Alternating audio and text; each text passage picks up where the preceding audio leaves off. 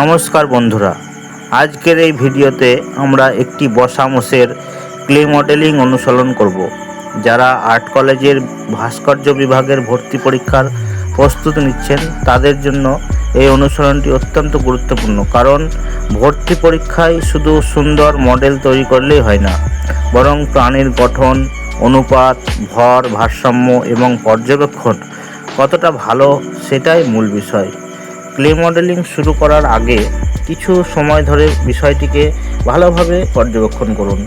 লক্ষ্য করুন মোষটি কীভাবে বসেছে, শরীরের ওজন কোথায় বেশি, মাথার অবস্থান কেমন, পিঠের বাঁক কতটা, পা কীভাবে শরীরের নিচে ভাঁজ হয়ে আছে এবং পুরো ভঙ্গির ভারসাম্য কীভাবে তৈরি হয়েছে।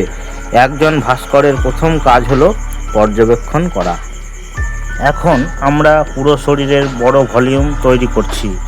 এই পর্যায়ে কোনো ছোট ডিটেল নিয়ে চিন্তা করবেন না, আগে শুধু বড় আকারগুলো ঠিক করুন। মাথা, বুক, পেট, কোমর এবং পশ্চাৎভাগ, এই 5টি প্রধান ভলিউম ঠিক থাকলে পরবর্তী কাজ অনেক সহজ হয়ে যায়। এরপর ধীরে ধীরে ঘাড়, কাঁধ, পিঠ এবং কোমরের সংযোগ তৈরি করুন। মনে রাখবেন কোনো অংশ যেন আলাদা আলাদা না লাগে। একটি ফর্ম থেকে অন্য ফর্মের পরিবর্তন সবসময় স্বাভাবিক এবং প্রবাহমান হওয়া উচিত। এটাই ভালো মডেলিংয়ের অন্যতম বৈশিষ্ট্য।